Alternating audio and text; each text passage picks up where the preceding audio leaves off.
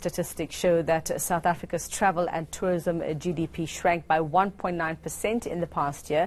The numbers show Egypt showed the fastest growth. Now, if patterns continue, Egypt will become the biggest tourist destination in Africa.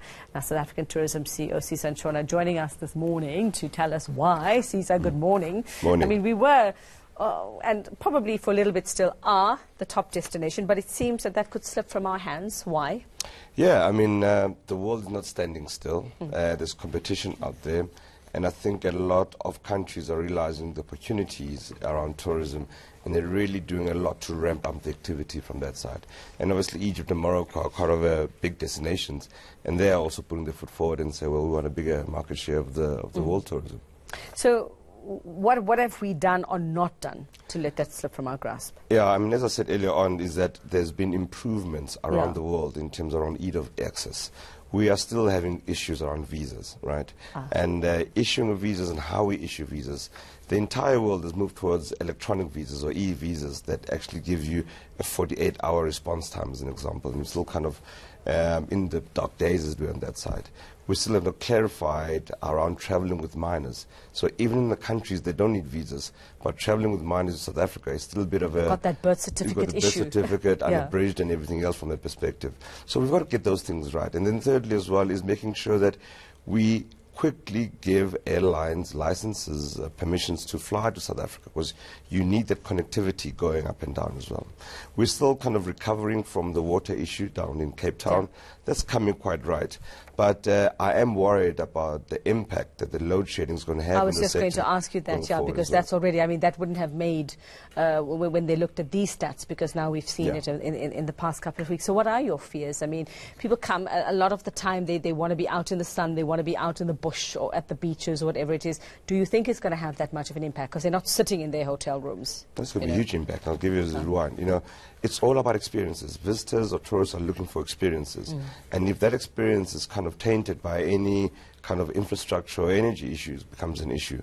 I'll give you an example. I mean, I was in Durban over the weekend at one big mall, Gateway Shopping Mall. Yeah.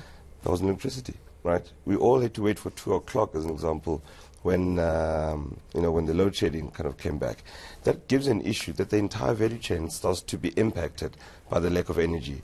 Moving around the city, as an example, becomes an issue, because something would have taken 20 minutes now can take 2 hours because of the logistics around that side. So the impact of load shedding is actually quite, you know, quite drastic. And we also worry about the small business, the B&B, the small lodge, who does not have a generator.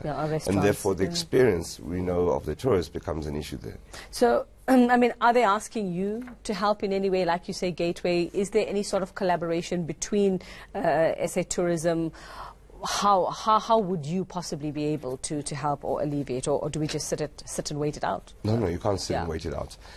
This is an SA Inc. approach. We need the entire space, and I think, as the President said, it needs all arms of government, all arms of society to play a role in tourism, you know, and it's making sure that we understand the consequences or impact of our actions or non-actions. Again, as I said, the rest of the world is moving much faster.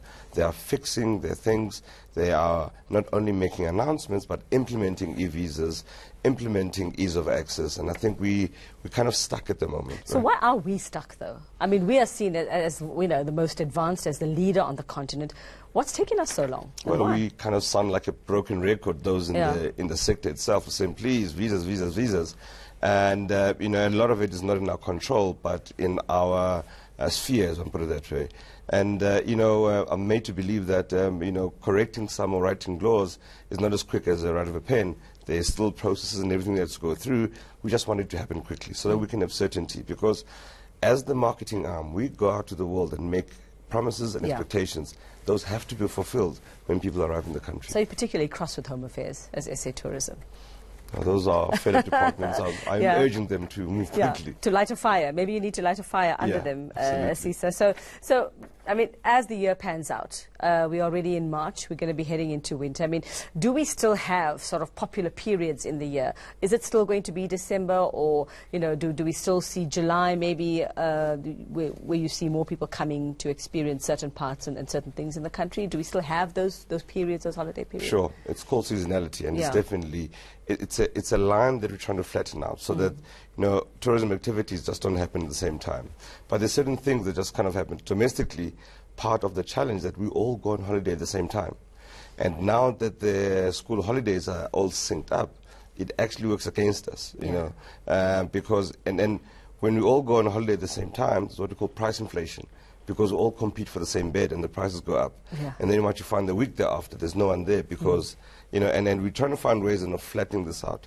We also look for markets internationally that actually mirror our green season or low season. You know, so for instance, our winter season is quite low, but it's the Indian monsoon season. So therefore we market to them to fill that gap for us. Okay, well, I wish you all the luck. Let's see if we can climb our way back up to that and not hand it over to Egypt. And Absolutely. we'll look forward to seeing what you're doing there. Thank you very much. That's South African Tourism CEO Sisa Ntshona, just talking about South Africa's decline in tourism, and we could see things change as early as 2020, where Egypt could be gaining from our loss if that happens.